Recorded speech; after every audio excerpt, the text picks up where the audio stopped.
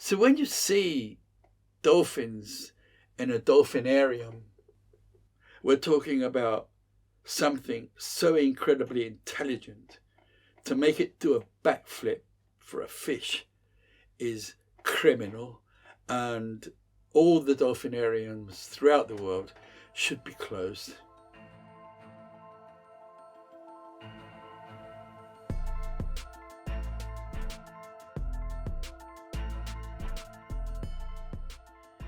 I don't have a lot of stories of dolphins. I just have a lot of meetings with dolphins.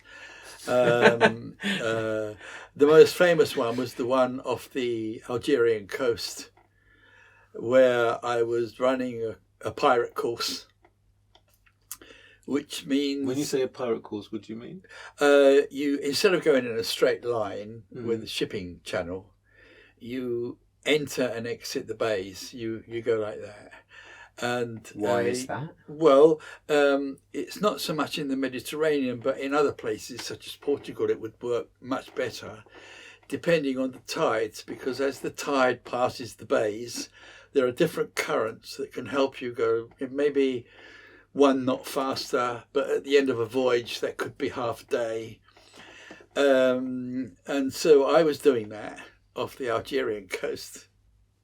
And it was 1 or 2 o'clock at night, pitch black, and a group of dolphins in the bay were obviously half asleep, having their rest.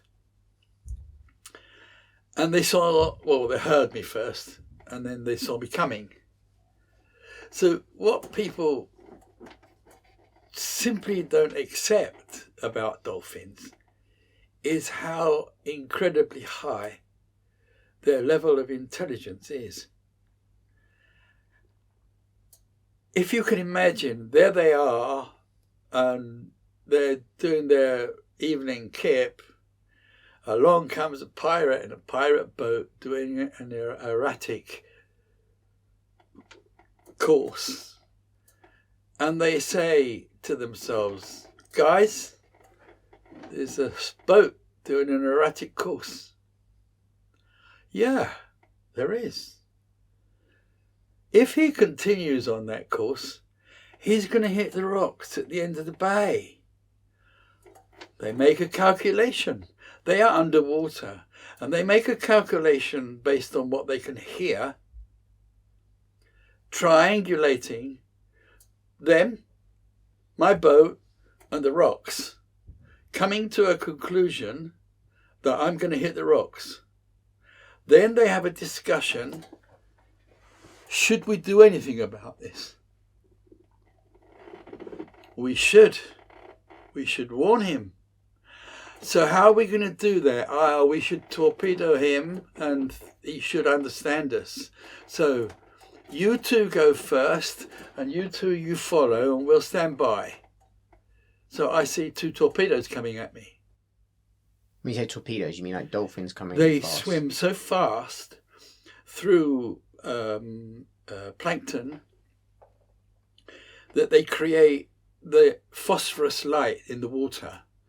So as they're moving so fast with their tails doing this movement, they create a light from the phosphorus, which looks as if the light is coming straight at you, like a torpedo in a war film. Yeah.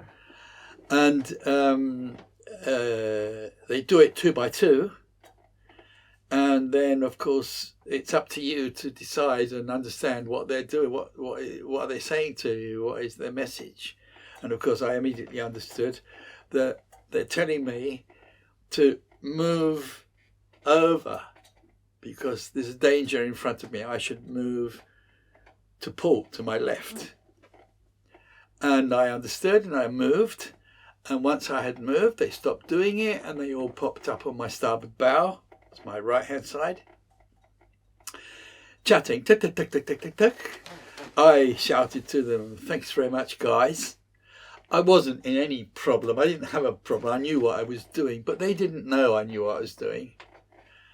And that was the end of the episode. But what we have to understand from this episode is the incredible capacity of this animal to make such calculations, triangulations, that not even a computer can do this. Maybe Google Maps can do it if they've got but we're talking about an animal that is under the water who makes this calculation, then decides to take an action on that calculation. This shows you the incredible capacity of a dolphin.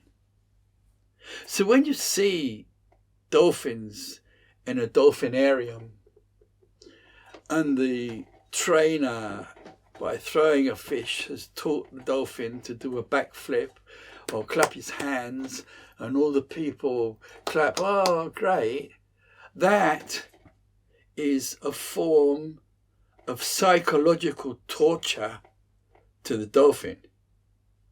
We're talking about something so incredibly intelligent. To make it do a backflip for a fish is criminal, and all the dolphinariums throughout the world should be closed. There are other ways where people could enjoy dolphins. I'm pretty convinced if you had a dolphinarium with a channel to the sea, there are ways that wild dolphins could be persuaded nicely to enter the channel to the dolphinarium, say hello to the people, and then leave back to the sea, rather than be kept prisoners in a chemical-fed environment and treated with such incredibly bad dignity. They deserve more dignity than what they get at the moment. Do you remember the first time you saw one at sea? First time I saw one was, I think, going through the Kiel Canal when I first became a pirate. Well, I wasn't even a pirate then. And I saw one then, and I thought, how gorgeous, how wonderful. Because it's not their shape and what they do, it's how they look at you. They look at you with an understanding. Like, I know I'm a dolphin. I know you're a human. Hello. How beautiful is that? And on that topic of understanding, you've spoken to us before about sea whispering. Can you maybe explain that a little bit more for the listeners? I have met a lot of sea whisperers, and I became a sea whisperer, and I'm pretty good at it because you have to understand it. Water is inanimate. It's just two atoms of oxygen and one of hydrogen. Or two hydrogen, one oxygen. It's what's in the water that makes it the sea. In a 1 litre of seawater, there are 3 billion, repeat that, billion tiny microbes that you can't even see. And they make up the colour of the water, the taste of the water, and everything about the water.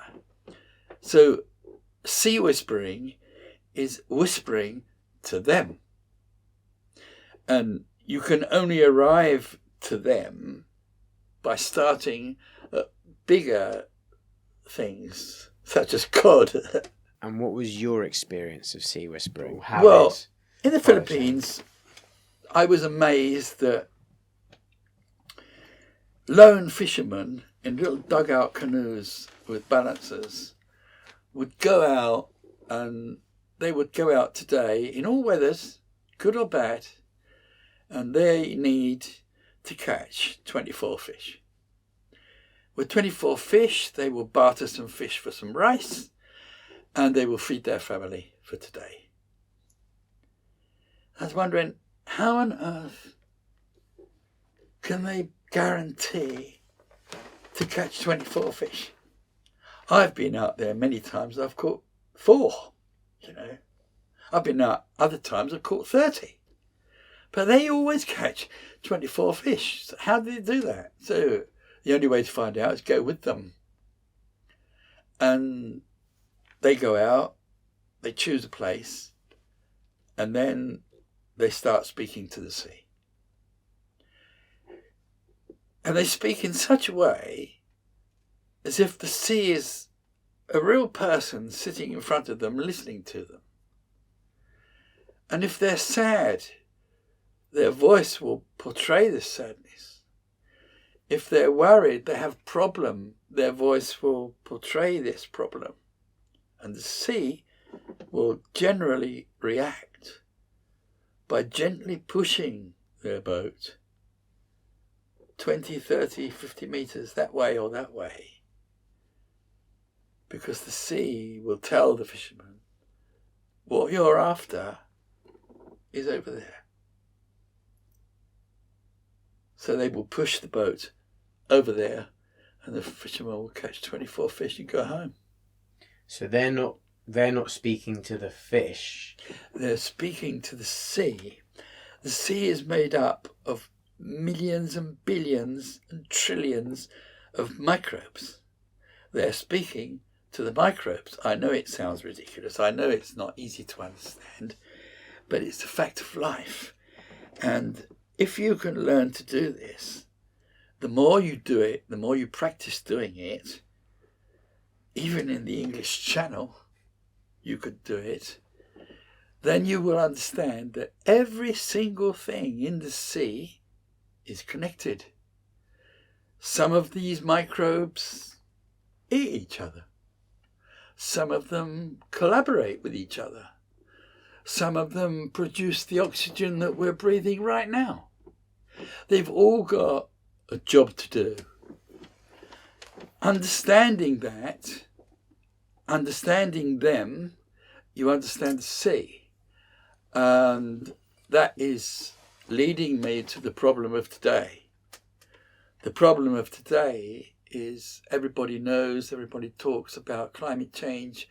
They talk about the temperature of the sea has risen and the Arctic Ocean is melting. And well, it's all connected to these little microbes. They are the start of life on this planet. Now everyone's talking about plastic, microplastic, nanoplastic, and the sea and what we can do about it. Well, there's nothing you can do about it. Nothing. There is no technology, there's no AI or anything at all available that can fix the problem of the sea, especially the North Sea, which is outside our front door. There's only one thing that can fix that problem, and it's called a mussel. The mussel will clean all seawaters. Oysters will do the same thing.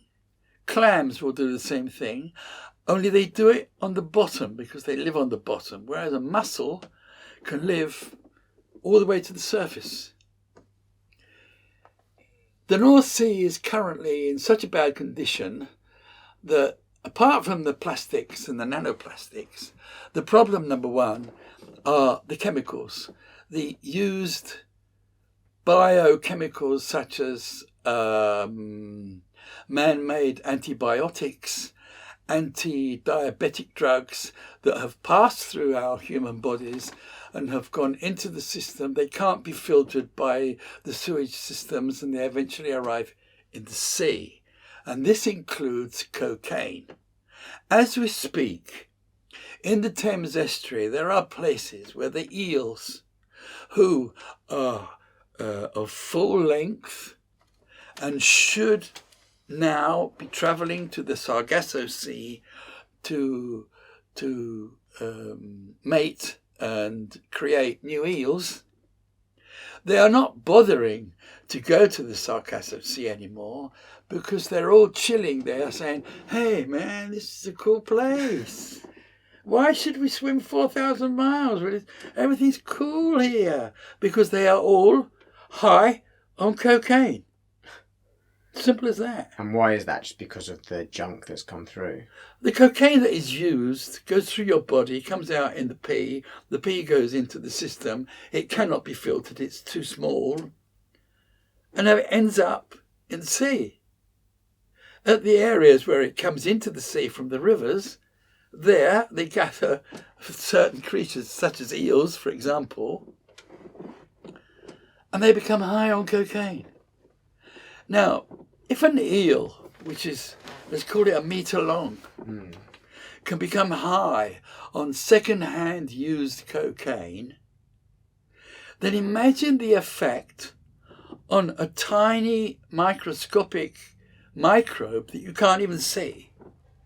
So if the eel can get high, what is happening to these microbes with all these drugs, be it simple aspirin or diabetic drugs or whatever, it's all past. There was a guy who did a survey on London Bridge and calculated that every hour under London Bridge, the equivalent of 350 antibiotic drug pills were flowing under the bridge every hour.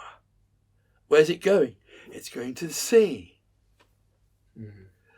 And it's used antibiotics. It's been through people's bodies. So they ignore it as being valid. It's used, but it's not used. It's still there, and it is affecting all these creatures in the sea. Because this effect is creating an imbalance in a system that's been balanced since hundreds of millions of years, suddenly, with all these drugs entering the North Sea, this imbalance is out of balance, which causes darkening of the water, which causes an increase in its temperature. It's currently 2 degrees higher than it was 5-6 years ago, and it's increasing. The main ebb flow of the North Sea is not through the English Channel, but northwards. Ebb tide goes north, round Scotland into the Atlantic. When it goes round Scotland, it's now touching the Arctic. So the heat from the North Sea, 2 degrees warmer than it should be, is having an effect on the Arctic, which is melting faster. So it's a chain reaction that is started by cocaine and antidepressant drugs and all the other drugs that we're pumping into the sea. And what do you think the solution is to that? Mussels. Mussels. One single mussel, lives for 22 years and will filter 30 litres of water a day. The solution is to plant in the North Sea 100 million mussels, and the North Sea will become pristine clear like the Maldives. And everyone says, yeah, but 100 million mussels? Well, let me tell you that there are currently 2,300 turbines positioned in the North Sea. And we can plant at the base of each turbine, at its base, we can plant enough mussels to create a total of over 50 million mussels. Half the job can be done simply by planting the mussels around each turbine in the North Sea. How do you go about planting mussels? It's called spat. There are biological places that create the mussels. There's a special rope that you simply hang it over the side into the sea, and spat is put on, which is basically sperm of the mussel, and they grow and they grow and they grow and they don't stop growing, and they will pump and they will clean the North Sea. My motto for this is, give the sea a broom and she will clean herself. It's not a religion, it's not a way of life, you're a pirate.